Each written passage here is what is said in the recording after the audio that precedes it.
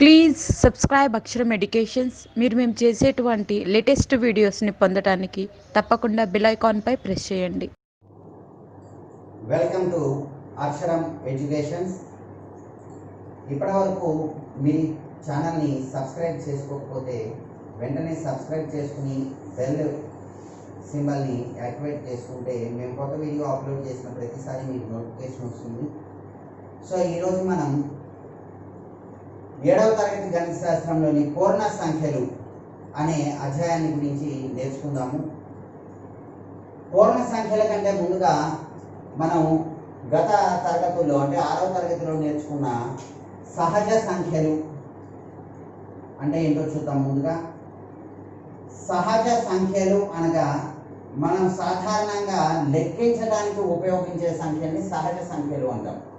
అంటే ఉదాహరణకి కొన్ని వస్తువులు ఉన్నాయి, అవి ఎన్ని ఉన్నాయో తెలియాలి, లేదా ఒక తరగతిలో కొంతమంది విద్యార్థులు ఉన్నారు, వాళ్ళు ఎంతమంది ఉన్నారో లెక్కించాలి. అంటే మనం ఎలా చేస్తాము అంటే ఎప్పుడైనా సరే ఈ లెక్కింపు అనేది 1తో మొదలు పెడతాం. 1, 2, 3, 4 ఈ రకంగా లెక్కింపు అనేది ఎప్పుడు 1తో మొదలవుతూ ఉంటుంది. 1, 2, 3, 4 అండ్ సో ఆన్. వీటిని సహజ సంఖ్యలు అంటాము. ఈ సహజ సంఖ్యలు అన్నీ ఒక సమితిలో తీసుకుంటే, సమితి అన్నప్పుడు ఏమవుతుందంటే ఇవన్నీ వీటిలో ఉన్న మూలకాలు అవుతాయి. ఒక సమితిలో, సమితి అనేది 2 రకాలుగా సూచించవచ్చు. అందులో ఇది ఒక రూపం అన్నమాట. ఫ్లవర్ బ్రాకెట్స్ అంటే కర్లీ బ్రాకెట్స్లో ఈ యొక్క ఎలిమెంట్స్ని, మూలకాలన్నింటినీ తీసుకున్నప్పుడు దీన్ని సహజ సంఖ్య సమితి అంటాము. దీన్ని క్యాపిటల్ ఎన్ అనే అక్షరంతో సూచిస్తాము. సహజ సంఖ్యలను న్యాచురల్ నెంబర్స్ అంటాం అన్నమాట. క్యాపిటల్ ఎన్ అంటే set of all the natural numbers, set of all the natural numbers అన్నమాట. ఈ సహజ సంఖ్యలు అనేవి 1, 2, 3, 4 ఈ రకంగా ఉంటాయి. ఇప్పుడు ఏం చేస్తున్నానంటే ఇక్కడ ఉన్న ఈ సహజ సంఖ్యలన్నింటికి అదనంగా 0ని చేర్చాను. దీన్ని సెట్ ఆఫ్ హోల్ నెంబర్స్ అంటాము, అంటే పూర్ణాంకాల సమితి.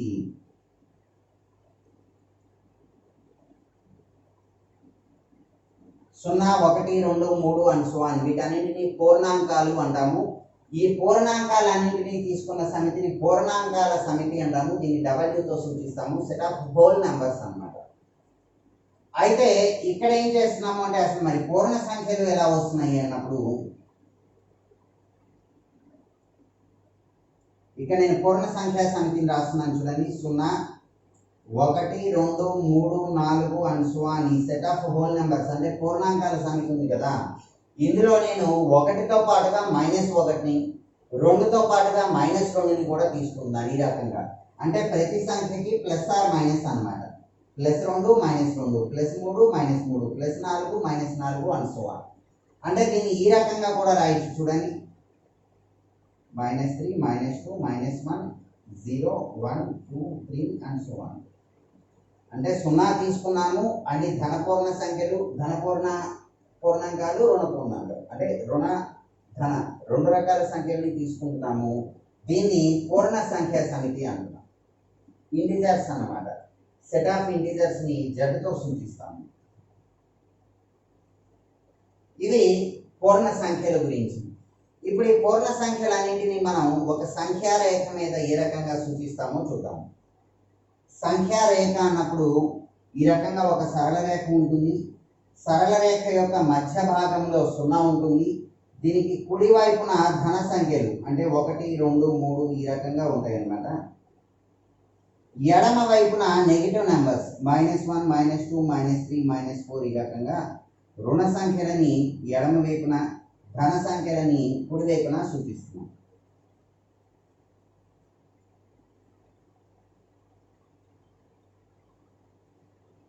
దీనిని సంఖ్యారేఖ అంటాం. సో ఒక సంఖ్యారేఖ మీద మధ్య భాగంలో 0 తీసుకుని 0కి కుడి వైపున ధన సంఖ్యలని, ఎడమ వైపున రుణ సంఖ్యలని తీసుకుందాం. సో ఇప్పుడు దీని నుంచి ఒక విషయం గమనించవచ్చు. మనం ఎప్పుడైనా సరే సంఖ్యారేఖ మీద ఎడమ నుండి కుడి వైపుకు జరుగుతున్న కొద్దీ ఈ అంకెల యొక్క విలువ ఎలా ఉంది చూడండి. -5, -4, -3 ఈ రకంగా చూస్తే 1, 2, 3, 4, 5 ఈ సంఖ్యల యొక్క విలువ పెరుగుతుంది. ఇది ముఖ్యమైన విషయం. ఒక సంఖ్యారేఖ మీద ఎడమ నుండి కుడి వైపుకు ఈ అంకెల విలువ పెరుగుతూ ఉంటుంది, క్రమంగా పెరుగుతూ ఉంటుంది. అంటే కుడి నుండి ఎడమ వైపుకి తగ్గుతూ ఉంటుంది. సో ఇలా గ్రాడ్యువల్గా ఒక విలువ పెరగటము లేదా తగ్గటం అనే దాని నుంచి మనం రెండు విషయాలు గుర్తుంచుకోవాలి.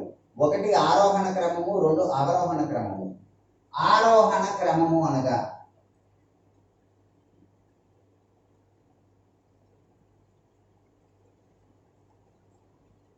ఆరోహణ క్రమము అంటే చిన్న విలువ నుంచి పెద్ద విలువకు అనమాట.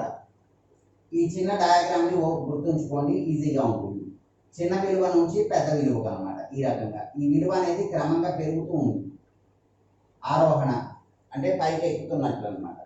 అవరోహణ అంటే కిందకి దిగుతున్నట్లు అనమాట. ఈ రకంగా అవరోహణ విలువ అనేది క్రమంగా తగ్గుతూ ఉంటుంది అన్నమాట.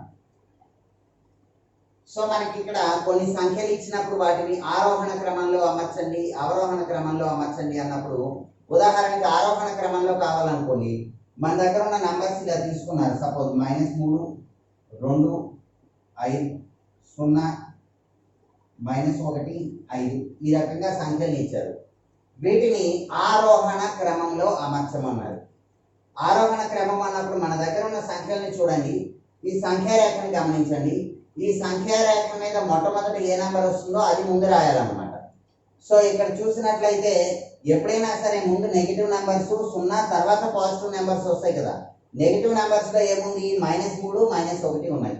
ఈ రెండింటిలో ముందు ఏది వస్తుంది అంటే ముందు -3, అంటే అది అన్నింటికంటే చిన్నది. సో ఆరోహణ క్రమం రాస్తున్నాను. -3, తర్వాత -1, తర్వాత 0, తర్వాత 2, తర్వాత 5. ఈ రకంగా రాస్తే ఆరోహణ క్రమము అంటాము, చిన్న విలువ నుంచి పెద్ద విలువకు. అంటే ఇచ్చిన సంఖ్యలను సంఖ్యారేఖ మీద ఎక్కడ ఉన్నాయనేది అవగాహన చేసుకుని ఎడమ వైపు నుంచి కుడి వైపుకు కదులుతూ ముందుగా ఏ అంకె వస్తే ఆ అంకెను రాస్తూ ఉంటే ఆరోహణ క్రమము అంటాం. అదే మరి అవరోహణ అన్నప్పుడు కుడి నుంచి ఎడమకు తీసుకుంటాం, విలువ తగ్గుతూ ఉండాలి కదా.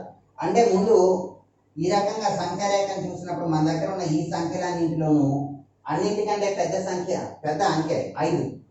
సో ముందు 5 తీసుకుంటాము. 5 తర్వాత 2, 2 తర్వాత 0, తర్వాత -1, తర్వాత -3. సో ఇక్కడ ఒక విషయం గుర్తుంచుకోండి, మనం సాధారణంగా రెండు సంఖ్యలను తీసుకున్నప్పుడు, ఉదాహరణకి 3 మరియు 7 ఇలా రెండు నంబర్స్ని తీసుకున్నాను, 3 మరియు 7.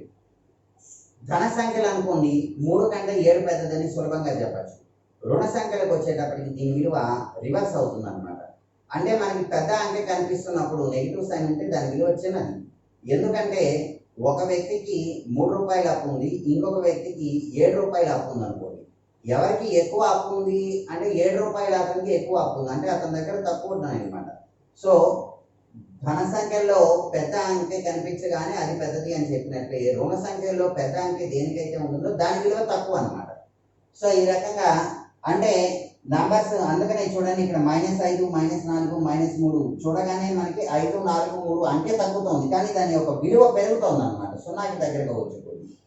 సో ఈ రకంగా పూర్ణ సంఖ్యలు. ఇప్పుడు ఈ పూర్ణ సంఖ్యలని సంఖ్యారేఖని తీసుకున్నాం కదా, వీటి యొక్క సంకలనము, వ్యవకలనము, గుణకారము ఎలా చేస్తామనేది ఇప్పుడు చూద్దాము.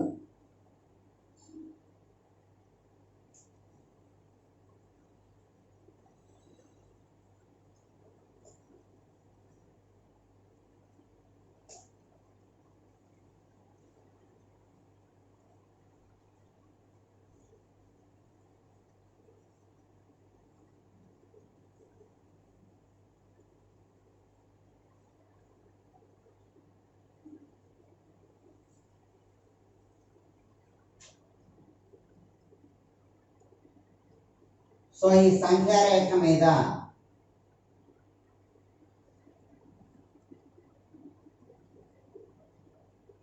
ఇలా కొన్ని నంబర్స్ తీసుకుందాము. వీటి నుంచి సంకలనము అంటే ఎడిషన్ ఎలా చేయాలనేది చూద్దాం. ఇప్పుడు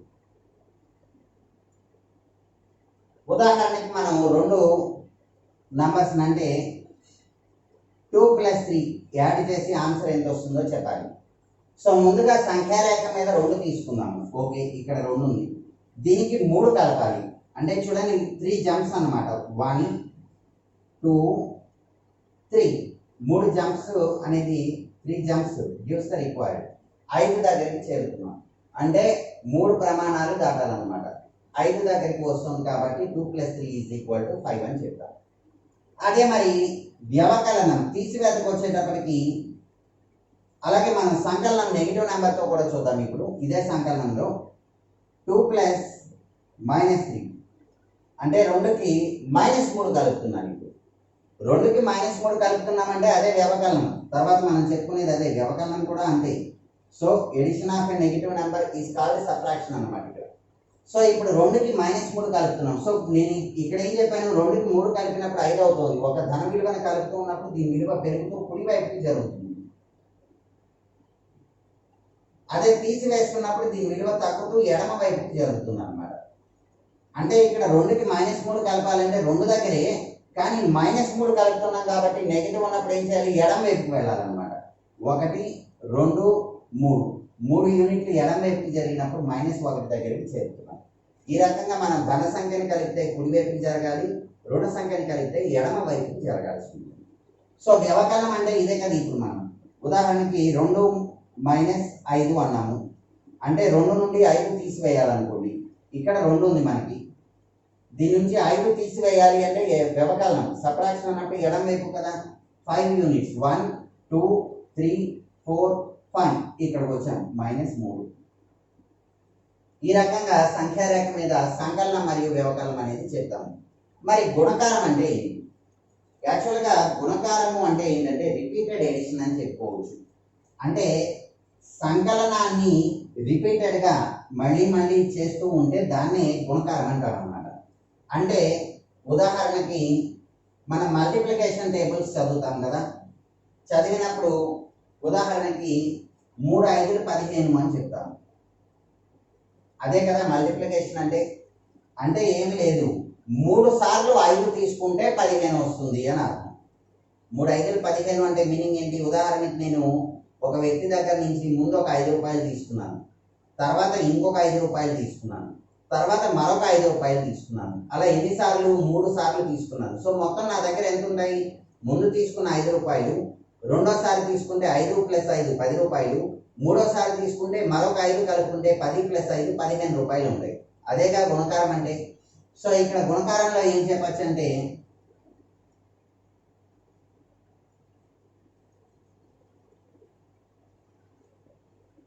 ఈ సంఖ్యారేఖ మీద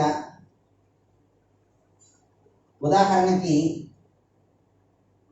2 × 3 అన్నాం.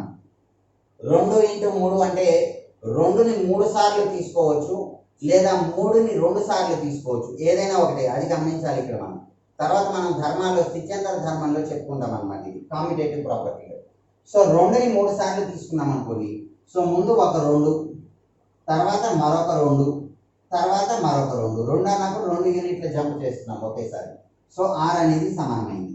ఒకవేళ 3ని 2 సార్లు తీసుకున్నాను అంటే అప్పుడేమవుతుంది? సో మొట్టమొదటి నేను 3 తీసుకున్నాను, మళ్ళీ ఇంకొక 3 తీసుకున్నాను, 1 2 3 సరిపోయిందిగా. ఏదైనా ఒకటేగా. అంటే 2ని 3 సార్లు తీసుకున్నా, 3ని 2 సార్లు తీసుకున్నా అదే విలువ. సో ఈ రకంగా మనం గుణకారాన్ని కూడా సంఖ్యారేఖ మీద చూపించవచ్చు. సో ఈ సంఖ్యారేఖ మీద మిడిల్లో 0 తీసుకుంటాము, ఎడమ వైపున రుణ సంఖ్యల్ని, కుడివైపున ధన సంఖ్యల్ని తీసుకుంటాము. సంఖ్యారేఖ మీద ఉన్న అంకెల యొక్క విలువలు ఎడమ నుండి కుడికి క్రమంగా పెరుగుతూ ఉంటాయి. అది ముఖ్యమైన విషయం. అలాగే మనం చిన్న విలువ నుంచి అంటే చిన్న సంఖ్య నుంచి పెద్ద సంఖ్యకి రాస్తూ ఉంటే దాన్ని ఆరోహణ క్రమము, ఇంక్రీజింగ్ ఆర్డర్ అంటాము. కుడి నుంచి అంటే పెద్ద విలువ నుంచి చిన్న విలువకి రాస్తున్నప్పుడు కుడి నుండి ఎడమకు వస్తుంది కదా, దాన్ని అవరోహణ క్రమము అంటాము. అంటే డిక్రీజింగ్ ఆర్డర్ అన్నమాట. ఇంక్రీజింగ్ అంటే పెరుగుతూ ఉంటుంది, డిక్రీజింగ్ అంటే తగ్గుతూ ఉంటుంది. ఇంతకుముందు చెప్పిన పటాలను గుర్తుంచుకోవడం వల్ల వాటి యొక్క విలువను అంటే సైజు తగ్గుతూ ఉంది లేదా సైజు పెరుగుతూ ఉంది అని ఊహించుకుంటూ దాని యొక్క విలువను రాయొచ్చు. సో ఇవి పూర్ణ సంఖ్యలో సంఖ్యారేఖకి సంబంధించినవి. ఇప్పుడు ఈ పూర్ణ సంఖ్యా సమితి మీద కొన్ని ధర్మాలు, సమృద్ధ ధర్మం, స్థిత్యంతర ధర్మం, అవి ఎలా ఉంటాయో చూద్దాం.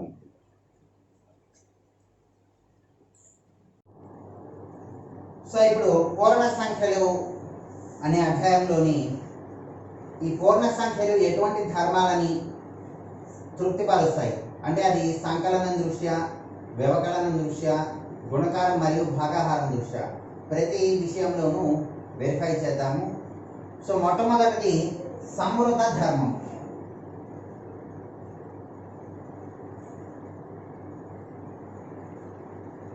ఈ సంవృత ధర్మంకి వచ్చేటప్పటికి ఇక్కడ ఈ ధర్మాలన్నీ ముందుగా సంకలనం దృష్ట్యా వెరిఫై చేస్తున్నాం, అంటే కూడిక ఎడిషన్ దృష్ట్యా వెరిఫై చేద్దాం. సో ఏ కామా బీలు అనేవి ఏవైనా రెండు పూర్ణ సంఖ్యలు అయితే ఏబీలు పూర్ణ సంఖ్యలైన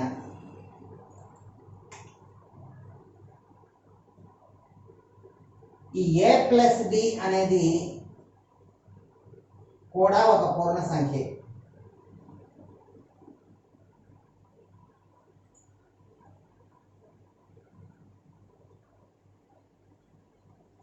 అదే సంవృత ధర్మం. మనం ఏ రెండు పూర్ణ సంఖ్యలు తీసుకున్నప్పటికీ వాటి యొక్క మొత్తం కూడా పూర్ణ సంఖ్య అవుతుంది. అంటే ఏ కామా బీలు పూర్ణ సంఖ్యలు అయినప్పుడు ఏ ప్లస్ బి కూడా పూర్ణ సంఖ్య అవుతుంది అనేది సంవృత ధర్మం. ఏవైనా ఉదాహరణకి రెండు నంబర్లు తీసుకోండి, రెండు ధనాత్మకం రెండు రుణాత్మకం, లేదా ఒక ధనాత్మకం ఒక రుణాత్మకం, లేదా రెండింటిలో ఒకటి సున్నా, మీ ఇష్టం, ఎలాగైనా తీసుకోవచ్చు. ఏ రెండు పూర్ణ సంఖ్యలను కలిపినప్పటికీ మనకు వచ్చే ఆన్సర్ కూడా ఇంకొక పూర్ణ సంఖ్య అవుతుంది. ఏ రెండు పూర్ణ సంఖ్యల మొత్తం అయినప్పటికీ మరొక పూర్ణ సంఖ్య అవుతుంది. కాబట్టి రెండు పూర్ణ సంఖ్యల మొత్తము అనేది ఎప్పుడో ఒక పూర్ణ సంఖ్య. సో దీన్నే సంకలనం దృష్ట్యా సంవృత ధర్మాన్ని పాటిస్తోంది అని చెప్తాం. నెక్స్ట్ సెకండ్ వన్ వచ్చి స్థిత్యంతర ధర్మం.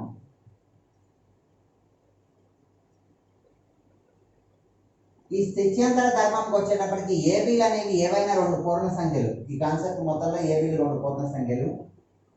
ఏ ప్లస్ బి విలువ అనేది ఎప్పుడు బి ప్లస్ ఏ విలువకి సమానము. A plus B is always equal to B plus A అన్నమాట. అంటే ఏకి బిని కలిపినప్పుడు ఎంత ఆన్సర్ వస్తుందో బికి ఏని కలిపినప్పుడు కూడా అంతే ఆన్సర్ వస్తుంది. ఉదాహరణకి 2 + 3 = 5. మరి 3 + 2 ఇస్తే ఇది కూడా 5. అంటే ఈ సంకలనంలో ఈ అంకెల యొక్క స్థానానికి ఎటువంటి ప్రాముఖ్యత లేదు. అంటే మనం ఏని బికి కలుపుతున్నామా బిని ఏకి కలుపుతున్నామా అని ఆలోచించిన అవసరం లేదు. సో ఏ ప్లస్ బి అనేది ఎప్పుడు బి ప్లస్ ఏకి సమానము. దీన్ని స్థిత్యంతర ధర్మం అంటారు, కామ్యుటేటివ్ ప్రాపర్టీ అన్నమాట. ఇది క్లోజర్ ప్రాపర్టీ. నెక్స్ట్ స్థిత్యంతర ధర్మం తర్వాత సహచర ధర్మం, అసోసియేటివ్ అన్నమాట. ఇది ఎలా ఉంటుందంటే ఇక్కడ ఏబిసి మూడు పూర్ణ సంఖ్యలు ఉన్నాయి. ఇక్కడ ఏ ప్లస్ బి ప్లస్ సి విలువ అనేది ఎప్పుడు ఏ ప్లస్ బి ప్లస్ సికి సమానంగా ఉంటుంది. అంటే ఇక్కడ మనం మూడు సంఖ్యలను యాడ్ చేయాలి, సంకలనం చేయాలి. ముందుగా బీసీలను కలిపి వచ్చిన ఆన్సర్కి ఏని కలిపాము. ఇక్కడేమో ముందుగా ఏబీలను కలిపి వచ్చిన ఆన్సర్కి సిని కలిపాము. ఎలా కలిపినా మనకు వచ్చే మొత్తం ఒకటే కదా, దాన్ని సహచర న్యాయం అంటారు. నెక్స్ట్ తత్సమ. ఈ తత్సమ న్యాయంకి వచ్చేటప్పటికి ఏంటంటే ఏ అనేది ఏదైనా ఒక పూర్ణ సంఖ్య అయితే ఇప్పుడు ఏ అనే పూర్ణ సంఖ్యకి సున్నాని కలుపుతున్నాను, ఏమొచ్చింది ఏనే వస్తుందిగా. అలాగే సున్నాకి ఏని కలిపినప్పుడు కూడా అంతే. పైన చెప్పుకున్న స్థిత్యంతర ధర్మం ప్రకారం ఏ ప్లస్ 0 అన్నా 0 ప్లస్ ఏ అన్నా ఒకటే. ఈ రెండు సందర్భాల్లోనూ అది ఏకి మాత్రమే సమానం అవుతుంది. అంటే ఒక ఉదాహరణ చూడండి, ఇక్కడ 2 + 0 2, 3 + 0 3, 5 + 0 5. వీటి నుంచి మనం ఏం గమనించవచ్చు అంటే ఏదైనా ఒక నంబర్కి, ఏదైనా ఒక పూర్ణ సంఖ్యకి, పర్టికులర్ కేసులో ఏదైనా ఒక పూర్ణ సంఖ్యకి సున్నాని కలపటం వలన దాని యొక్క విలువలో ఎటువంటి మార్పు రావటం లేదు. అంటే వచ్చే ఆన్సర్ కూడా ఆ నంబర్ ఏదైతే మనం తీసుకున్నామో దానికి సమానం అన్నమాట. ఏ అనే నెంబర్కి సున్నాని కలపటం వలన ఏనే వస్తుంది. కాబట్టి ఈ సున్నాని సంకలనం దృష్ట్యా తత్సమ మూలకము, identity element with respect to addition అని చెప్తాం అన్నమాట.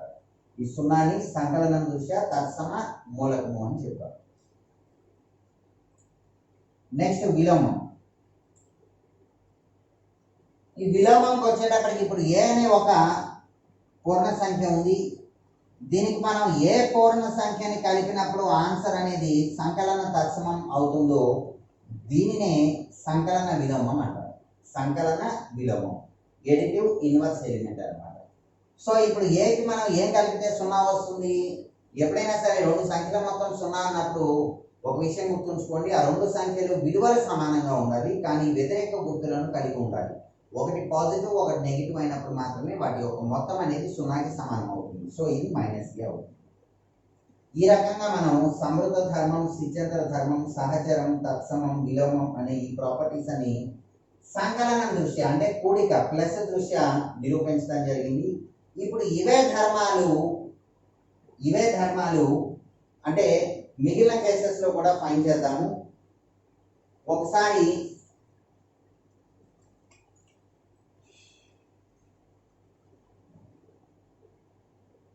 మిగిలిన గమనించినట్లయితే ఏబీలు అనేవి రెండు పూర్ణ సంఖ్యలు.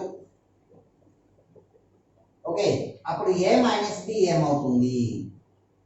ఏ మైనస్ బి కూడా పూర్ణ సంఖ్య, ఎందుకంటే పూర్ణ సంఖ్య సమితిలో ధన సంఖ్యలు రుణ సంఖ్యలు అన్నీ ఉన్నాయి కదా.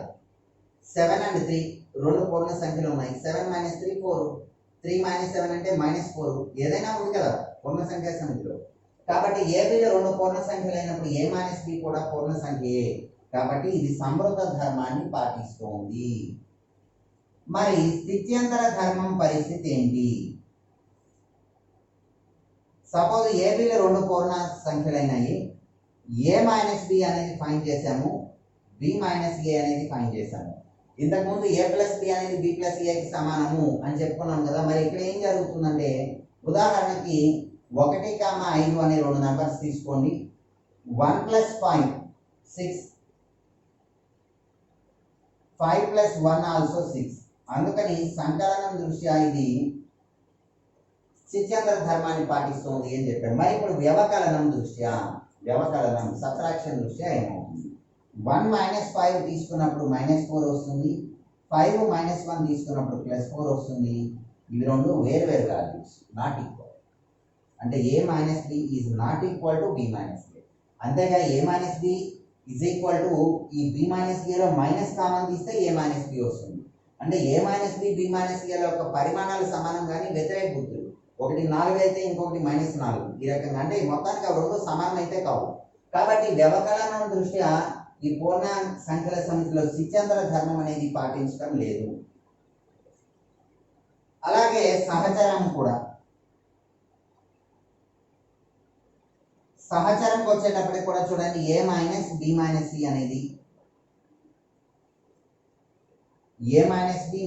అనేది రెండు వేరు. ఎందుకంటే ఇక్కడ ఉన్న విలువల్ని బట్టి ఇక్కడ ఏ మైనస్ బి మైనస్ సి అంటే యాక్చువల్గా మన మ్యాథమెటికల్ క్యాలిక్యులేషన్ ప్రకారం ఇది దేనికి సమానం అవుతుంది? A minus B minus into minus plus సికి సమానం.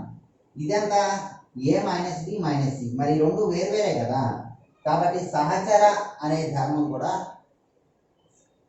పాసిబుల్ కాదన్నమాట. సో నెక్స్ట్ తత్సమంకి వచ్చేటప్పటికి 0ని, ఎందుకంటే ఏదైనా ఒక సంఖ్యకి 0ను కలిపినా తీసివేసినా దాని యొక్క విలువలో మార్పు ఉండదు కదా. సో 0ని అన్నమాట. విలోమం ఇంతకు ముందే చెప్పుకున్నాం.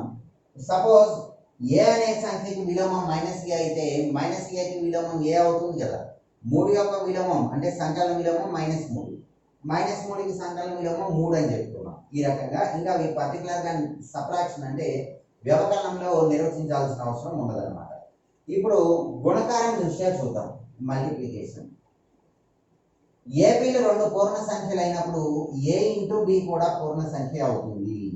రెండు సంఖ్యల యొక్క లబ్ధం మరొక సంఖ్య, ఆ సంఖ్య కూడా పూర్ణ సంఖ్యల సమితిలోనే ఉంటుంది. మీరు ఏ రెండు నంబర్స్ అయినా తీసుకుని చెక్ చేసుకోవచ్చు. అవి రెండు పాజిటివ్ లేదా రెండు నెగిటివ్ లేదా ఒక పాజిటివ్ ఒక నెగిటివ్ మీ ఇష్టం, ఎలా తీసుకున్నప్పటికీ వచ్చే లబ్ధం అనేది మళ్ళీ పూర్ణ సంఖ్య అవుతుంది. సో సమృద్ధ ధర్మాన్ని పాటిస్తుంది. స్థిత్యంతర ధర్మం విషయానికి వచ్చేటప్పటికి ఏ ఇంటూ బి అనేది బి ఇంటూ ఏ అనేది రెండు ఫైండ్ చేస్తే ఎప్పుడు సమానంగానే ఉంటుంది. ఉదాహరణకి 2 × 3 6, 3 × 2 6. ఇక్కడ ఇంతకుముందు సంకలనం దృష్ట్యా చూసాం కదా. ఇప్పుడు గుణకారం దృష్ట్యా చూడండి. 3 × 2 6, 2 × 3 కూడా 6 కదా. అంటే ఏ ఇంటూ బి అనేది బి ఇంటూ ఏ అనేది ఎప్పుడూ సమానంగానే ఉంటాయి. కాబట్టి గుణకారం దృష్ట్యా స్థిత్యంతర ధర్మాన్ని పాటిస్తుంది. నెక్స్ట్ సహచరం కూడా పాటిస్తుంది. ఎలా చెప్తాము అంటే A into B into C is equal to A into B into C. లబ్ధం విషయంలో ముందు ఏ రెండు నెంబర్స్ని మల్టిప్లై చేసామని ఆలోచించిన అవసరం లేదు. మొత్తం 3 మల్టిప్లై చేసినప్పుడు వచ్చే విలువ ఎప్పుడు సమానంగానే ఉంటుంది. ఓకే, సో సహచర న్యాయం. నెక్స్ట్ తత్సమం విషయానికి వచ్చేటప్పటికి ఏదైనా ఏ అనే ఒక సంఖ్యని, పూర్ణ సంఖ్యని ఏ సంఖ్యతో గుణించినప్పుడు మళ్ళీ ఆన్సర్ అదే వస్తుంది, అదే మనకు కావాల్సిన తత్సమం. అంటే A into which number gives the result again A. So A into 1 is equal to A అని తెలుసు మనకి. ఏదైనా ఒక సంఖ్యకు సున్నాని కలిపటం వల్ల ఆ సంఖ్య విలువలో మార్పు రాదు, కాబట్టి సున్నాని సంకలనం దృష్ట్యా తత్సమం అంటారు. అదేవిధంగా ఇక్కడ ఏదైనా ఒక సంఖ్యను 1తో గుణించడం వల్ల దాని విలువలో ఎటువంటి మార్పు రాదు. 1తో గుణించడం వల్ల దాని విలువలో ఎటువంటి మార్పు రాదు, కాబట్టి 1ని తత్సమం విత్ రెస్పెక్ట్ టు మల్టిప్లికేషన్ అంటే గుణకార తత్సమం అంటారు. ఇంతకుముందు చెప్పుకున్న 0 అనేది సంకలనం దృష్ట్యా తత్సమం, ఇప్పుడు చెప్పుకునే 1 అనేది గుణకారం దృష్ట్యా తత్సమం. So A into 1 is equal to 1 into A is equal to A అన్నమాట. కాబట్టి ఇది తత్సమ మూలకం అవుతుంది. నెక్స్ట్ విలోమం అనేది కూడా నిర్వచించుకోవచ్చు. ఇక్కడ ఈ విలోమం అనేది ఏంటంటే ఇక్కడ సాటిస్ఫై అవ్వదు. సపోజ్ ఏ అనే ఏదైనా ఒక సంఖ్య ఉందనుకోండి, దీనికి గుణకార విలోమం 1/a అవుతుంది. అంటే ఇక్కడ చూడండి 2 అనే పూర్ణ సంఖ్య ఉంది, దీనికి గుణకార విలోమం 1/2 అనేది పూర్ణ సంఖ్యల సంఖ్యలో ఉండదు కదా. 1/2 అంటే 0.5 ఉండదు, కాబట్టి ఈ విలోమం అనేది ఉండదు అన్నమాట. ఇక్కడ మామూలుగా ఏ అనే సంఖ్య యొక్క విలోమం అంటే 1/a అని చెప్పుకుంటాం. దీంతో పాటుగా ఒక ముఖ్యమైన విభాగ న్యాయం అనేది, మనం కొన్ని ప్రాబ్లమ్స్ ఉన్నాయి అన్నమాట. విభాగ న్యాయాన్ని ఆధారంగా చేసుకుని దీన్ని యూజ్ చేసుకుంటూ మన క్యాలిక్యులేషన్ ఈజీగా కంప్లీట్ చేయగలుగుతాం. విభాగ న్యాయం ఏంటంటే ఏ ఇంటూ బి ప్లస్ సి ఉందనుకోండి, అంటే ఏతో బి ప్లస్ సి మొత్తాన్ని మల్టిప్లై చేయాలి అన్నప్పుడు దీన్ని ఏమవుతుంది, ముందుగా ఏ ఇంటూ బి మధ్యలో ఉన్న ప్లస్ మళ్ళీ ఏ ఇంటూ సి. అంటే ఏమీ లేదు, ఈ బి ప్లస్ సి మొత్తాన్ని ఏతో గుణించాలి అంటే ఈ బ్రాకెట్లో ఉన్న ప్రతి ఒక్క పదాన్ని ఏతో గుణించాలి. ఏ ఇంటూ బి ప్లస్ ఏ ఇంటూ సి ఈ రకంగా. ఒకవేళ ఇక్కడ మైనస్ ఉంటే ఏ ఇంటూ బి మైనస్ ఏ ఇంటూ సికి సమానం అవుతుంది. దీన్ని విభాగ న్యాయం, డిస్ట్రిబ్యూటివ్ ప్రాపర్టీ అంటారు. అలాగే మరి భాగాహారం దృష్ట్యా వచ్చామనుకోండి, భాగాహారానికి వచ్చేటప్పటికి భాగాహారం విషయంలో సమృద్ధ ధర్మమే ఫెయిల్ అవుతుంది. ఎలా చెప్పచ్చు అంటే, ఉదాహరణకి 10, 5 అనే 2 సంఖ్యలు తీసుకున్నా నేను. భాగాహారం కదా, 10/5 అంటే 2 అనేది పూర్ణ సంఖ్యా సమితిలో ఉంటుంది. 5/10 అనేది 1/2 అనేది పూర్ణ సంఖ్యా సమితిలో ఉండదు. కాబట్టి 2 సంఖ్యల యొక్క నిష్పత్తి అంటే a/b, ఏబీలు 2 పూర్ణ సంఖ్యలు అయినంత మాత్రాన a/b అనేది పూర్ణ సంఖ్య అవుతుందని చెప్పము. అదే మల్టిప్లికేషన్ ప్రొడక్ట్ అనేది అవుతుంది, a ఇంటూ b అవుతుంది, a ప్లస్ b అవుతుంది, a మైనస్ b కూడా అవుతుంది. కానీ a/b b/aలో ఏదో ఒకటి అవుతుంది, రెండోది అవుతుంది. ఈ ఉదాహరణలో a/10/5 అంటే 2 పూర్ణ సంఖ్య, బట్ 5/10 అన్నప్పుడు 1/2 పూర్ణ సంఖ్య కాదు, కాబట్టి అది సమృద్ధ ధర్మాన్ని పాటించదు. దీంతో పాటుగా ఇక్కడ మనం నేర్చుకోవాల్సిన ఒక ముఖ్యమైన విషయం ఏంటంటే, ఏదైనా ఒక సంఖ్యను, ఏదైనా ఒక పూర్ణ సంఖ్యను 0తో భాగించడం ఎలా, లేదా 0ని ఏదైనా పూర్ణ సంఖ్యతో భాగించడం ఎలా, ఇది ఒక ముఖ్యమైన విషయం మనకి.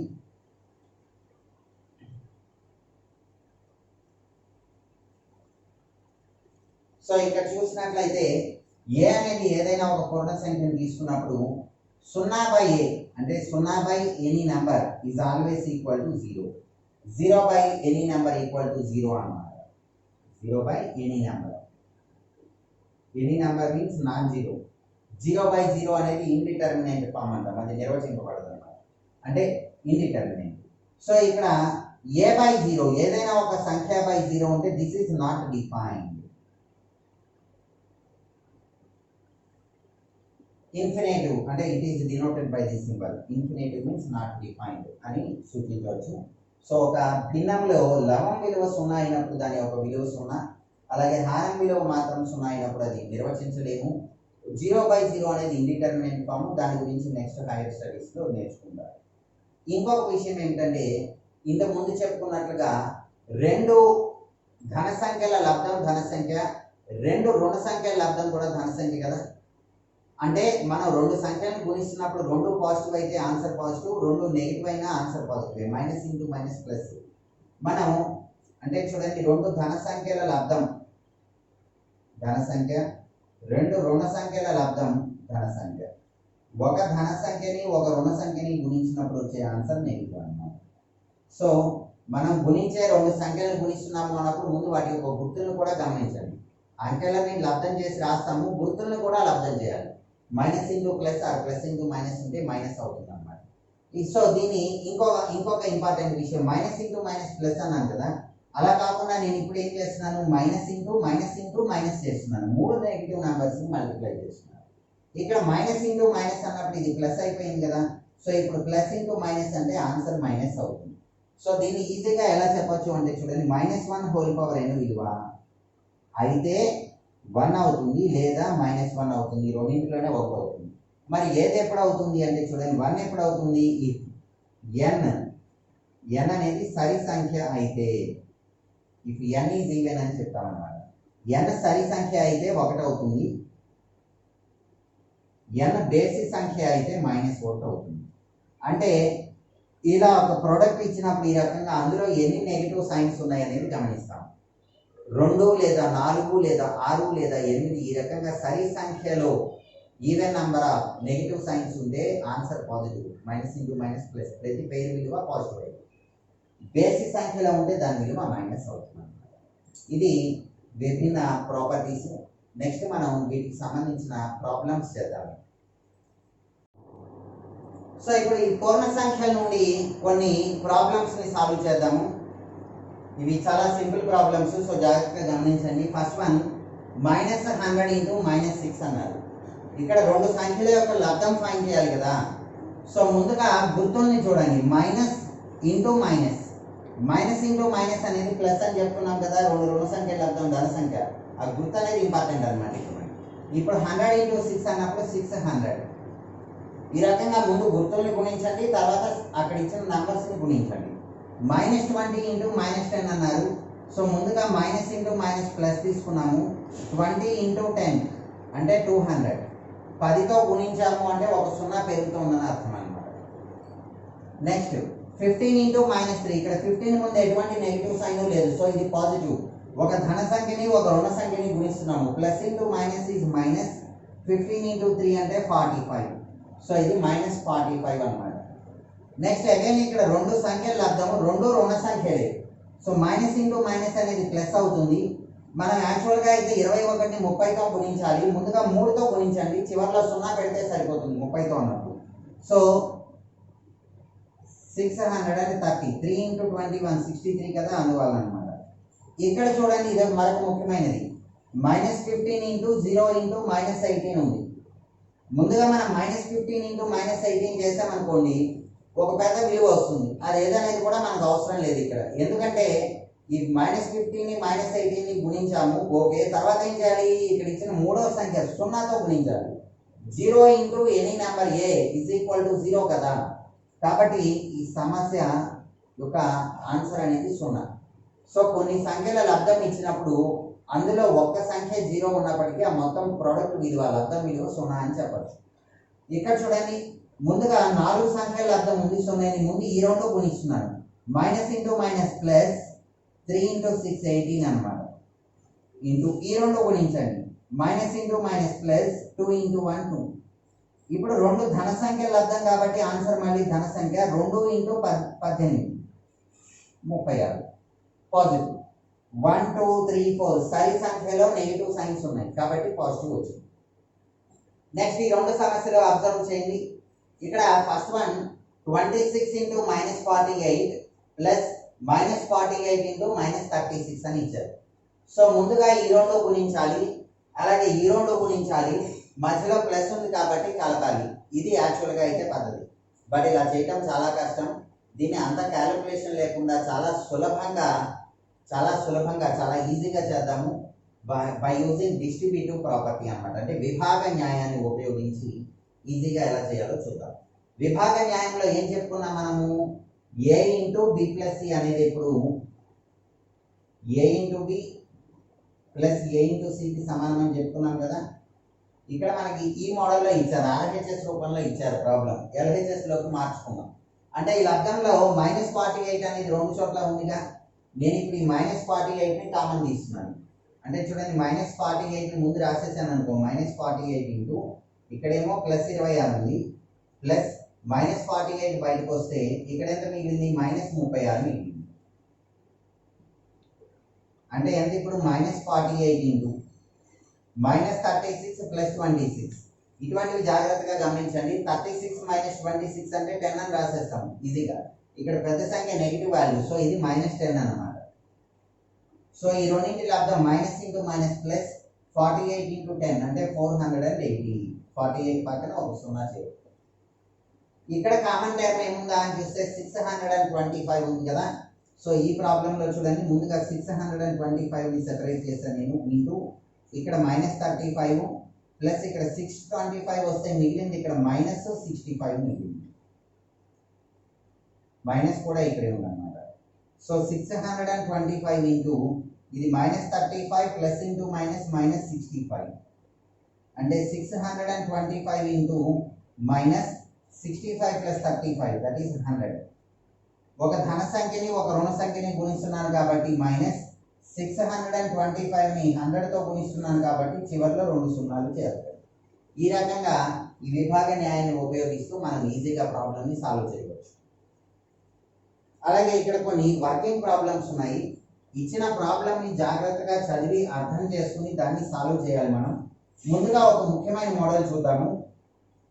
ఉదాహరణకి మనకి పరీక్షలకి అనేటప్పటికీ ఒక ఎగ్జామ్ పెట్టినప్పుడు అందులో కొన్ని ప్రాబ్లమ్స్ ఇస్తారు. ఆ ప్రాబ్లమ్స్ని సాల్వ్ చేసినప్పుడు అంటే రాసిన ఆన్సర్స్ని బట్టి మార్కింగ్ అనేది ఉంటుంది. అయితే డిస్క్రిప్టివ్ ఎగ్జామ్ అనుకోండి, అంటే 4 మార్కుల ప్రశ్నకి 2, 3 లేదా బాగా రాస్తే 4 లేదా 1 మార్కు ఈ రకంగా రావచ్చు. అయితే మరి ఆబ్జెక్టివ్ అనేటప్పటికి ఆబ్జెక్టివ్కి వచ్చేటప్పటికి మనం ప్రాబ్లం కరెక్ట్ ఆన్సర్ రాసినప్పుడు ఫుల్ మార్క్స్ వస్తాయి, అదర్వైజ్ మార్క్స్ రావు. అదే మనం హైయర్ స్టడీస్ అంటే ఎంసెట్ కానీ మెయిన్స్ కానీ ఇటువంటి ఎగ్జామ్స్ రాసేటప్పుడు ఏమవుతుందంటే నెగిటివ్ మార్కింగ్ అనేది ఉంటుంది అన్నమాట. ఇప్పుడు ఉదాహరణకి మనం ప్రస్తుతం అయితే మన విద్యా వ్యవస్థలో 8th, 9th, 10th ఈ క్లాసెస్లో అనుకోండి, బిట్ పేపర్ ఇచ్చినప్పుడు మనం సరి అయిన ఆన్సర్ రాస్తే దానికి 1 మార్క్ ఇస్తారు, రాంగ్ ఆన్సర్ రాస్తే జస్ట్ రాంగ్ కొట్టి వదిలేస్తారు. కానీ ఈ కాంపిటేటివ్ ఎగ్జామ్స్కి వచ్చేటప్పటికి ఒక ప్రశ్నకి కరెక్ట్ ఆన్సర్కి 2 మార్కులు అనుకోండి, రాంగ్ ఆన్సర్కి -1 మార్క్ అంటే నెగిటివ్ మార్కింగ్ అనేది ఉంటుంది. అటువంటి ప్రాబ్లమ్స్ ఉన్నాయి కొన్ని, ఇప్పుడు చూద్దాం. సో ఇక్కడ ప్రాబ్లం ఏమి ఇచ్చారంటే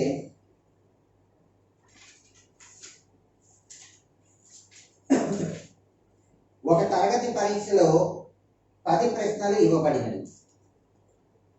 పరీక్షలో రాయబడిన సరి అయిన జవాబుకు 3 మార్కులు, సరికాని జవాబుకు -1 మార్కు, జవాబు రాయనిచో 0 మార్కులు కేటాయించడం జరిగింది. సో ఇక్కడ ప్రశ్నాపత్రంలోని మొత్తం ప్రశ్నల సంఖ్య 10, మొత్తం 10 ప్రశ్నలు ఉన్నాయన్నమాట. ఇందులో సరి అయిన జవాబుకు ఎన్ని మార్కులు వస్తున్నాయంటే 3 మార్కులు ఇస్తారు, +3 అన్నమాట. సరి కాని సమాధానానికి, సరి కాని జవాబుకి ఏమవుతుంది అప్పుడు 1 మార్కు తీసివేస్తున్నారు. అంటే మనకు వచ్చిన మార్కుల నుంచి 1 మార్కు తగ్గిస్తారు, ప్రతి రాంగ్ ఆన్సర్కి 1 మార్కు తగ్గిస్తారు అన్నమాట. అటెంప్ట్ చేయలేదు అనుకోండి, అంటే వదిలివేసిన ప్రశ్నలకి 0, అంటే వాటికి మార్క్ ఇవ్వరు, మార్క్ తీసివేయరు. సో మనకి తెలియదు వదిలేస్తే బెటర్ అనమాట. ఇక్కడ రాంగ్ ఆన్సర్ రాస్తే వచ్చిన మార్కుల నుంచి 1 మార్కు పోతుంది అనమాట. కరెక్ట్ ఆన్సర్ రాసినందుకు 3 మార్కులు వస్తుంది. సో ఈ సిచ్యువేషన్లో ప్రాబ్లం ఏమి ఇచ్చారంటే గోపి రాసిన జవాబుల్లో 5 సరి అయినవి, 5 తప్పైనవి, అతనికి వచ్చిన మొత్తం మార్కులు ఎన్ని అన్నాడు. సో ఇప్పుడు గోపి అనే ఒక వ్యక్తి ఏం చేశాడంటే 5 ప్రశ్నలు కరెక్ట్గా రాశాడు మరియు 5 ప్రశ్నలు తప్పుగా రాశాడు. అంటే ఇతని ఎగ్జామ్లో ఇచ్చిన మొత్తం 10 ప్రశ్నలు ఆన్సర్ చేశాడు. అందులో 5 కరెక్ట్ అయితే 5 రాంగ్ అయింది. అతనికి మొత్తం ఎన్ని మార్కులు వస్తాయని అడిగాడు. సో 5 సరి అయిన జవాబులకి వచ్చే మార్కులు ఎన్ని? సరి అయిన జవాబులకు ఏ ప్రాబ్లమ్స్కి అయితే కరెక్ట్ ఆన్సర్స్ రాశారో వాటికి ఎన్ని మార్కులు వస్తాయి అంటే 5 ఇంటూ ప్రతి కరెక్ట్ ఆన్సర్కి 3 మార్కులు కదా, 5 ఇంటూ 3 అంటే 15 మార్కులు వచ్చేయాలి. ప్రతి కరెక్ట్ ఆన్సర్కి 3 మార్కులు చొప్పున 5 కరెక్ట్ ఆన్సర్స్ రాశాడు కాబట్టి 5 ఇంటూ 3 15 మార్కులు వచ్చాయి. అలాగే 5 సరికాని ఆన్సర్స్ ఇచ్చాడు కదా, సరికాని జవాబులు 5 ఇచ్చాడు కదా, రాంగ్ ఆన్సర్స్. ప్రతి రాంగ్ ఆన్సర్ కి ఒక మార్క్ తగ్గించడం చొప్పున అంటే -1 మార్కులు కాబట్టి మొత్తం 5 రాంగ్ ఆన్సర్స్ కి 5 ఇంటూ -1 అంటే -5 మార్కులు వచ్చాయి. సో ఇప్పుడు మొత్తం ఎన్ని మార్కులు వస్తాయి ఇతనికి? మొత్తం మార్కులు వచ్చేటప్పటికి ముందుగా 15 మార్కులు సంపాదించుకున్నాడు. తర్వాత అందులో నుంచి ఈ 5 మార్కులు నెగిటివ్ మార్కులు తీసివేయాల్సి వచ్చింది. అంటే ఈ -5 అనేది యాడ్ చేయాల్సి వస్తుంది అన్నమాట. సో 15 - 5 అంటే 10 మార్కులు. అంటే చూడండి, ముందుగా ప్రతి కరెక్ట్ ఆన్సర్కి 3 మార్కులు కాబట్టి 5 ప్రశ్నలు రాస్తే 5 ఇంటూ 3 15 మార్కులు వచ్చేసాయి అతను. మొదటి 5 క్వశ్చన్లు కరెక్ట్గా ఆన్సర్ చేశాడు అనుకోండి, 15 వచ్చాయి. 6వ ప్రశ్న రాంగ్, సో రాంగ్ కాబట్టి 1 మార్కు పోతుంది, అంటే 14. 7వ ప్రశ్న ఆన్సర్ కూడా రాంగ్, మళ్ళీ -1, ఇంకొకటి పోతే 13. ఈ రకంగా మళ్ళీ 5 మార్కులు పోయి అతనికి 10 మార్కులు అనేది చివరిగా మిగలడం జరిగింది. నెక్స్ట్ ఇంకొక స్టూడెంట్ రేష్మ రాసిన 10 జవాబుల్లో 7 సరి అయినచో ఆమె ఎన్ని మార్కులు పొందుతుంది అన్నారు. సో ఇప్పుడు రేష్మ విషయానికి వస్తే మొత్తం 10 ప్రశ్నలకి జవాబులు రాసింది. అందులో 7 సరి అయినవి. 7 సరి అయినవి అంటే మొత్తం 10 ప్రశ్నల్లో 7 కరెక్ట్ అయినవి. అంటే రాంగ్ అయినవి ఎన్ని ఉన్నాయి? మిగిలిన 3 అన్నమాట. 10 ప్రశ్నల్లో 7 సరి అయిన సమాధానాలు రాసింది అంటే మిగిలిన 3కి సరి అయిన సమాధానాలు రాయలేకపోయింది. సో ఇప్పుడు రేష్మకు వచ్చిన మార్కులు ఎన్ని అంటే 7 సరి అయిన ప్రశ్నలు కదా, ప్రతి సరి అయిన ఆన్సర్కి 3 మార్కులు ప్లస్ అలాగే 3 రాంగ్ ఆన్సర్స్ రాసింది, ప్రతి రాంగ్ ఆన్సర్కి -1 మార్కు. అంటే 7 into 3 21 plus into minus -3 into 1 3 అంటే 18 మార్కులు వస్తాయి అన్నమాట రేష్మకి. నెక్స్ట్ ఇదే ప్రాబ్లంలో 3వ కేసు ఏమి ఇచ్చారంటే రశ్మి రాసిన 7 జవాబుల్లో 4 తప్పు 3 సరి అయినచో ఎన్ని మార్కులు వస్తాయి? రశ్మి రాసిన 7 జవాబుల్లో ఈ రశ్మి అనే స్టూడెంట్ ఏం చేసింది? ఇక్కడ 7 జవాబులే రాసింది. అంటే మొత్తం 10 ప్రశ్నల్లో 7 ప్రశ్నలను మాత్రమే ఎగ్జామ్లో ఆన్సర్ చేయడానికి ట్రై చేసింది. మిగిలిన 3 ప్రశ్నలు పూర్తిగా వదిలేసింది కాబట్టి 0 మార్క్స్ అన్నమాట. దానికి మార్క్స్ రావు పోవు. ఈ మిగిలిన 7 ప్రశ్నలను బట్టే మనం ఆన్సర్ మార్క్స్ అనేది ఎన్ని మార్కులు వచ్చాయనేది చెప్పవలసి ఉంది. సో ఈ రశ్మి 7 జవాబులు రాసింది. ఈ రాసిన 7 జవాబుల్లో 4 తప్పు 3 సరి అయినవి అన్నారు. సో సరి అయినవి ఎన్ని? 3.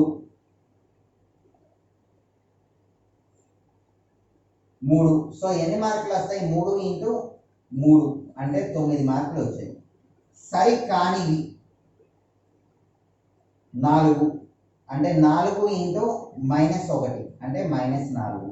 దేర్ఫోర్ మొత్తం ఎన్ని మార్కులు వస్తున్నాయి ఇప్పుడు రశ్మికి అంటే 9 మార్కులు వచ్చాయి. అందులోంచి మళ్ళీ 4 మార్కులు పోయినాయి. So she is left with 5 marks అన్నమాట.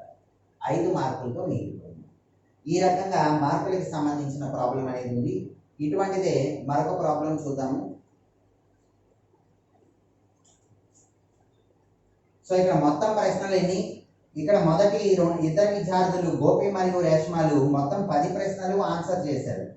గోపి వచ్చి అందులో 5 కరెక్ట్ 5 రాంగ్ రాస్తే రేష్మ 7 కరెక్ట్ 3 రాంగ్ రాస్తుంది అనమాట. కానీ రశ్మి విషయానికి వచ్చేటప్పటికి 10 ప్రశ్నల్లో 3 జవాబులు పూర్తిగా వదిలేసింది. 3 ప్రశ్నలు కేవలం 7 ప్రశ్నలను మాత్రమే ఆన్సర్ చేసింది. అందులో 3 కరెక్ట్ 4 రాంగ్ అనమాట.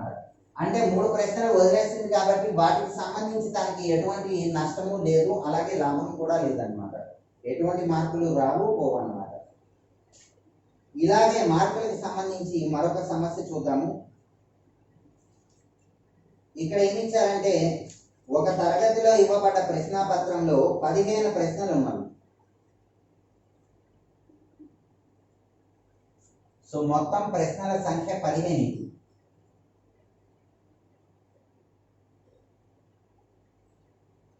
మొత్తం 15 ప్రశ్నలు ఇచ్చారు. ఇక్కడ ఏమంటే ఇచ్చారంటే కండిషన్ వచ్చి ప్రతి సరి అయిన జవాబుకు 4 మార్కులు, ప్రతి తప్పు జవాబుకు -2 మార్కులు కేటాయిస్తారు.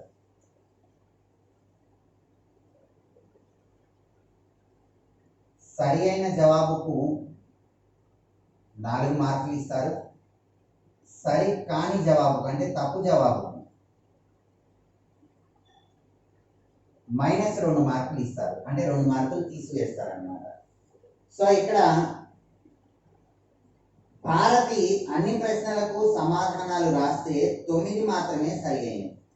భారతి అన్ని ప్రశ్నలకు సమాధానాలు రాసింది, కానీ అందులో 9 మాత్రమే సరైనవి అన్నమాట.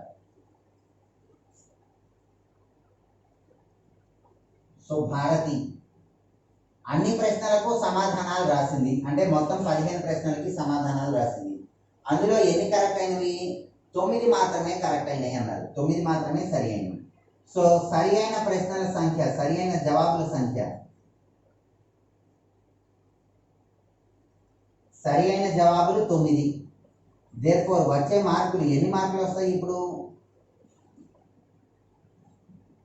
9 ఇంటూ ప్రతి సరి అయిన జవాబుకి 4 మార్కులు కదా, 9 ఇంటూ 4 అంటే 36 మార్కులు రావాలి. భారతి అనే అమ్మాయి 9 ప్రశ్నలకి సరైన జవాబులు రాసింది కాబట్టి 9 ఇంటూ 4 36 మార్కులు వస్తాయి. అయితే ఇక్కడ భారతి యాక్చువల్గా ఏం చేసిందంటే మొత్తం అన్ని ప్రశ్నలకి సమాధానం రాసింది, అందులో 9 కరెక్ట్ అయినాయి. అంటే మొత్తం 15 రాస్తే 9 కరెక్ట్ అయినాయి. అంటే ఎన్ని ప్రశ్నలకు తప్పు సమాధానం ఇచ్చింది? 15 - 9 మిగిలిన అంటే 6 ప్రశ్నలకు అన్నమాట. సో తప్పు సమాధానాలు రాసిన ప్రశ్నలు.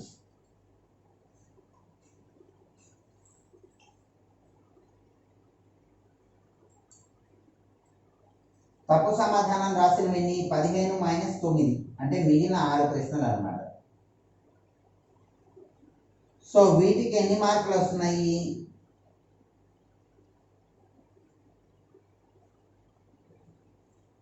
వీటికి వచ్చే మార్కులు చూడండి, 6 ఇంటూ ప్రతి తప్పు సమాధానానికి -2 మార్కులు కదా, అంటే -12.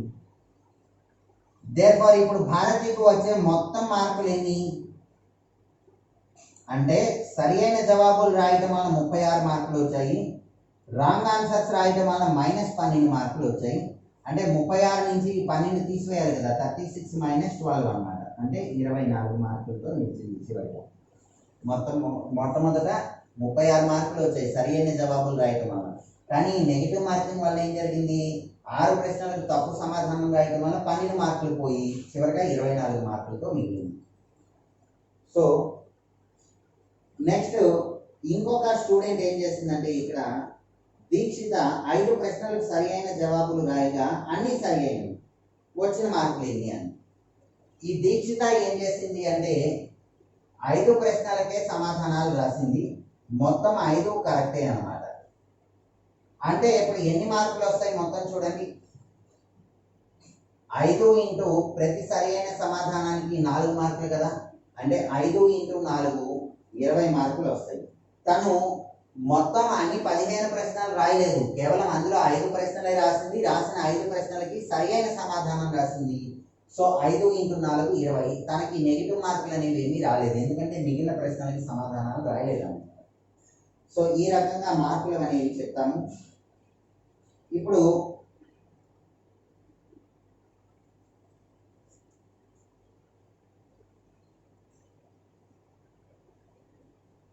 ఎప్పుడైనా సరే ఇటువంటి ప్రశ్నలు ఇచ్చినప్పుడు కరెక్ట్గా ఆన్సర్ చేసిన ప్రాబ్లమ్స్ ఎన్ని, తప్పు ఆన్సర్లు రాసిన ప్రాబ్లమ్స్ ఎన్ని అనేది గమనించుకుంటాము. ఆ రెండింటికి వచ్చిన మార్కుల యొక్క మొత్తం అనేది కావాల్సిన రిజల్ట్ అవుతుంది అన్నమాట.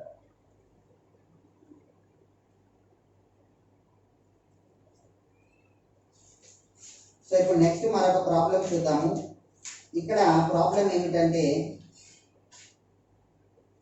శీతలీకరణం ద్వారా 40 డిగ్రీల సెంటీగ్రేడ్ వద్ద గల గది ఉష్ణోగ్రతను ప్రతి గంటకు 5 డిగ్రీల సెంటీగ్రేడ్ చొప్పున చల్లబరిస్తే శీతలీకరణం ప్రారంభించిన 10 గంటల తర్వాత గది ఉష్ణోగ్రత ఎంత ఉంటుంది అన్నది. సో ప్రతి గంటకు 5 డిగ్రీల సెంటీగ్రేడ్ తగ్గిస్తున్నారు. సో మొట్టమొదట 40 డిగ్రీల సెంటీగ్రేడ్ ఉంది. ఒకసారి చూడండి, ఇక్కడ గది ఉష్ణోగ్రత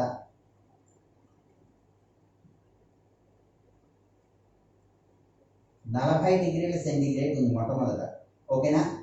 ఈ గదిలో ఏం చేస్తున్నారంటే ఒక ఏసీ సహాయంతో ఆన్ చేసినప్పుడు ప్రతి గంటకు 5 డిగ్రీల సెంటీగ్రేడ్ ఉష్ణోగ్రత తగ్గుతుంది అన్నమాట. సో ప్రతి గంటకు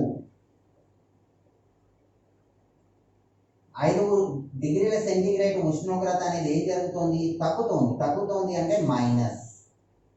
ఏసీ ఆన్ చేసి ఉంచినప్పుడు ఈ గదిలో ఏం జరుగుతుందంటే మొట్టమొదటి 40 డిగ్రీలు ఉంది, తర్వాత ఒక 1 అవర్ కంటిన్యూ అలా చేసినట్లయితే ఆన్ చేసినప్పుడు 5 డిగ్రీలు తగ్గుతుంది, తర్వాత 1 అవర్కి మళ్ళీ 5 డిగ్రీలు తగ్గుతుంది, తర్వాత 1 అవర్కి మళ్ళీ 5 డిగ్రీలు తగ్గుతుంది.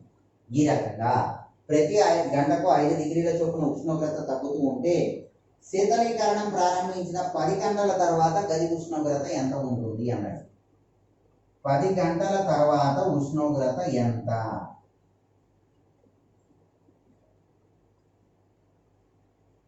అంటే చూడండి, మొట్టమొదట 40 డిగ్రీల సెంటీగ్రేడ్ ఉంది.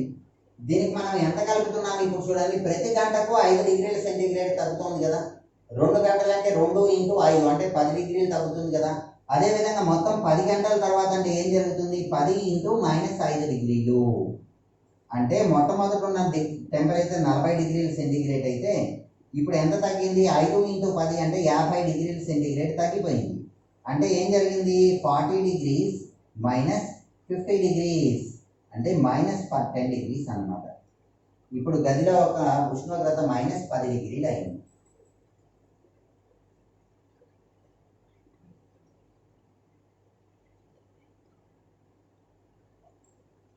నెక్స్ట్ ఇంకొక ప్రాబ్లం చూద్దాము. ఇక్కడ ప్రాబ్లం అనేది ఎలా ఇచ్చారంటే,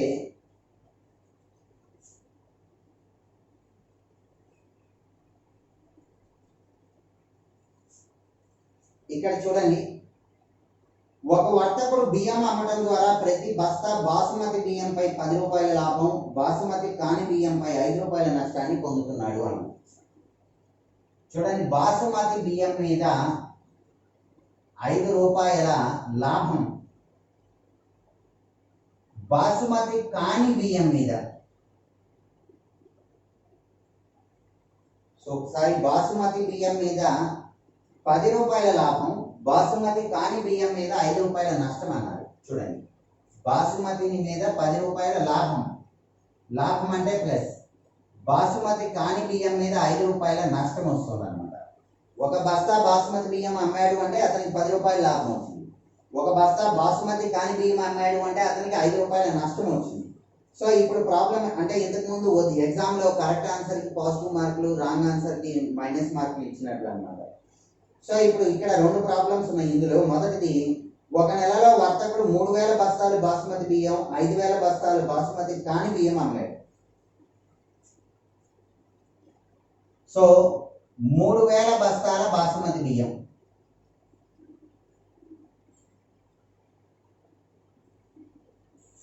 అమ్మగా వచ్చిన లాభం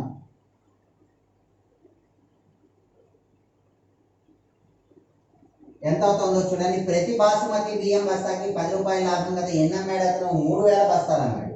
సో వచ్చిన లాభం ఎంత? 3000 ఇంటూ ప్రతి బస్తాకి 10 రూపాయలు అంటే 30,000 రూపాయల లాభం అనేది రావటం జరిగింది. 30,000 రూపాయల లాభం వచ్చింది.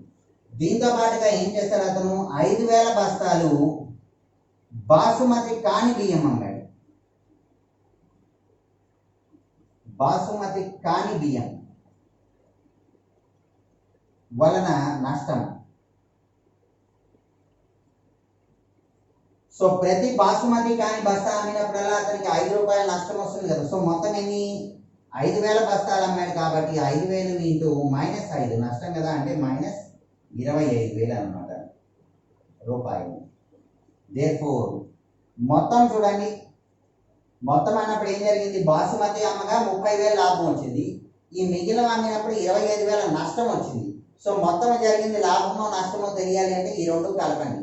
సో 30,000 ప్లస్ -25,000 అనేటప్పటికి 5,000 మిగులుతుంది. ఈ 5,000 అనేది ప్లస్సే కదా, 5,000 రూపాయలు లాభం వచ్చిందని చెప్పచ్చు అనమాట. అదే ఒకవేళ ఈ నెగిటివ్ వాల్యూ పెద్దగా ఉంటే నష్టం వచ్చిందని చెప్తారు. ఈ రకంగా ఇందులోనే సెకండ్ బిట్ ఏమి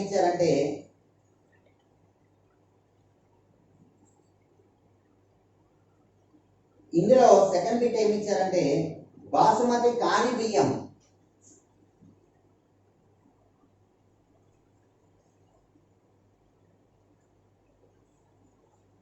బాసుమతి కాని బియ్యం 6,400 బస్తాలు అమ్మాడు. బాసుమతి కాని బియ్యం ఎంత? 6,400 బస్తాలు అమ్మాడు.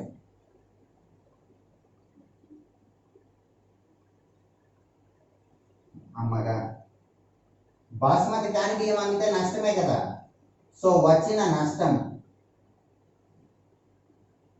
ఎంత వచ్చింది? 6,400 బస్తాలు ఇంటూ ప్రతి బస్తాకి 5 రూపాయల నష్టం -5 అన్నమాట. సో 32,000 రూపాయల నష్టం అనేది రావడం జరిగింది. 32,000 రూపాయల నష్టం అనేది రావడం జరిగింది. ఇప్పుడు ప్రాబ్లం ఏమి ఇచ్చారంటే బాసుమతి కాని బియ్యం 6,400 బస్తాలు అమ్మినప్పుడు లాభం కానీ నష్టం కానీ రాకుండా ఉండాలంటే ఎన్ని బస్తాల బాసుమతి బియ్యం అమ్మాలి? అది ప్రాబ్లం. సో అతను బాసుమతి కాని బియ్యం అమ్మటం వల్ల వచ్చిన నష్టం 32,000. ఇప్పుడు ఈ 32,000 రూపాయల నష్టం అనేది భర్తీ అవ్వాలి, నష్టం అనేది సున్నాకి చేరాలి అంటే అతను ఎన్ని బస్తాల బాసుమతి బియ్యం అమ్మాలి? చూడండి, ప్రతి బస్తా బాసుమతి బియ్యానికి 10 రూపాయలు కదా.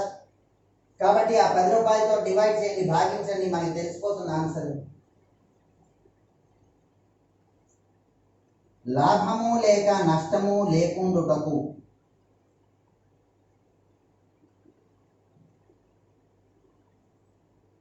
అమ్మవలసిన బాసుమతి బస్తాల సంఖ్య అంటే ఒక బస్తా అమ్మినప్పుడు 10 రూపాయల లాభం వస్తుంది కదా. సో ఇక్కడ మొత్తం 32,000 రూపాయల నష్టం ఉంది కదా. సో ఈ 10 రూపాయలతో భాగించండి, 3,200 వస్తుంది. అదనమాట. అంటే ఒక్కొక్క బస్తా అమ్మినప్పుడు 10 రూపాయల లాభం, 3,200 బస్తాలు అమ్మారనుకోండి, 3,200 ఇంటూ 10 32,000 లాభం వచ్చేసిందిగా. అంటే ఎక్కడైతే నష్టం 32,000 వచ్చిందో అంత నష్టం అంటే 32,000 నష్టం వచ్చింది కాబట్టి 32,000 లాభం రావాలి. అప్పుడే రెండు సమానమై లాభం కానీ నష్టం కానీ లేకుండా న్యూట్రల్ అవుతుంది. కాబట్టి అతను బాసుమతి బస్తాలు ఎన్ని అమ్మాలి? 3,200 బస్తాలు అమ్మితే ఇంటూ 10 అంటే 32,000 రూపాయల అమౌంట్ లాభం అనేది వచ్చిన నష్టాన్ని భర్తీ చేస్తుంది అన్నమాట.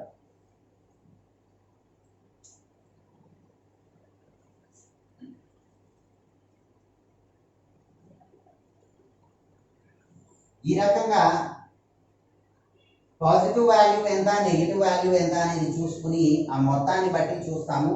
ఈ మొత్తం అనేది పాజిటివ్ అయితే లాభం అని, నెగిటివ్ అయితే నష్టం అని చెప్తామన్నమాట.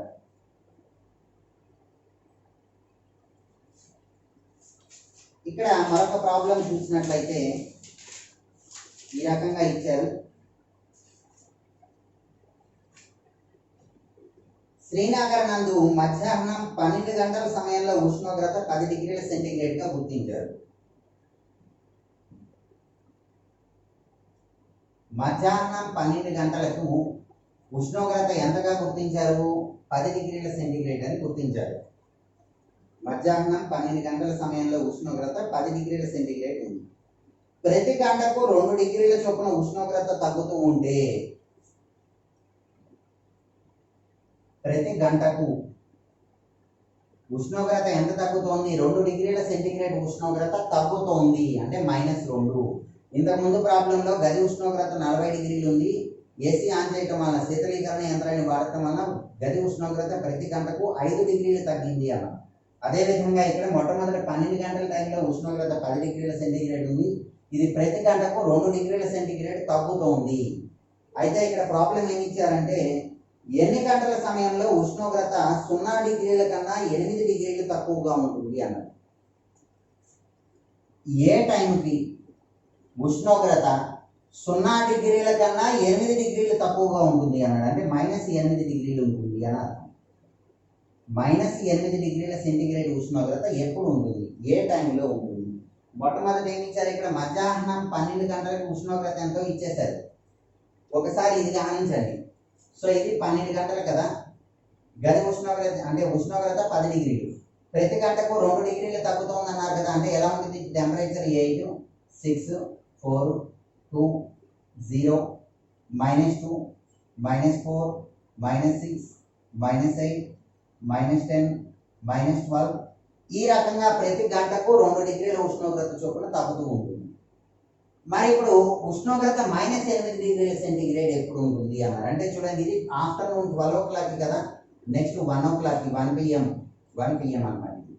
2, 3, 4, 5, 6, 7, 8, 9, 10, 11, ఈ రకంగా చూసినప్పుడు ఉష్ణోగ్రత -8 డిగ్రీల సెంటీగ్రేడ్ ఎప్పుడు ఉంది? రాత్రి 9 గంటల ప్రాంతంలో ఉంది. రాత్రి 9 గంటల ప్రాంతంలో ఉంది. ఇది ఎలా చెప్తాము అంటే చూడండి, మధ్యాహ్నం 12 గంటలకి 10 డిగ్రీల సెంటీగ్రేడ్ ఉంది కదా. సపోజ్ ఎన్ని గంటలకు అన్నారు కాబట్టి దీన్ని n గంటలకు అనుకున్నాం. n గంటలకు అనుకున్నాం. అప్పుడు ఏం జరుగుతుంది ఇక్కడ చూడండి, మొట్టమొదట 10 డిగ్రీల సెంటీగ్రేడ్ ఉంది. n గంటలకు అంటే n ఇంటూ -2 డిగ్రీస్ తీసుకున్నప్పుడు మనం -8 డిగ్రీస్ అనేది ఆన్సర్ వస్తుంది అన్నమాట. సో 10 -8 ఇటు వస్తే +8 అవుతుంది. మైనస్ ఇంటూ అంటే ఇక్కడ ఉష్ణోగ్రత తగ్గుతోంది కాబట్టి ఈ మైనస్ ఇక్కడ రాశాను నేను ఆల్రెడీ, ఇంకా రాయనవసరం లేదు. -2n ఇటు వస్తే +2n. ఈ 18 అనేది 2n, n అనేది 9కి సమానం. అంటే n అంటే నంబర్ ఆఫ్ అవర్స్ అన్నమాట, 9 గంటలకి. ఈ రకంగా చెప్పచ్చు. నెక్స్ట్ ఇదే ప్రాబ్లంలో ఇంకొక బిట్ ఏమి ఇచ్చారంటే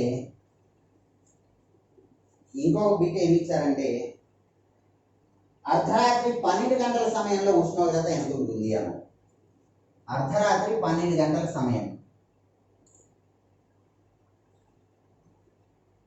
ఎంత ఉష్ణోగ్రత ఉంటుంది అంటే మొట్టమొదటి 10 డిగ్రీల సెంటీగ్రేడ్ ఉష్ణోగ్రత ఉంది కదా. దీనికి మనం ఎంత కలపాలి? ఇప్పుడు అర్ధరాత్రి 12 గంటలు అంటే మధ్యాహ్నం 12 గంటల నుంచి రాత్రి 12 గంటల వరకు అంటే మొత్తం 12 గంటల డ్యూరేషన్ ఉంది. 12 ఇంటూ ప్రతి గంటకు 2 డిగ్రీలు తగ్గుతుంది.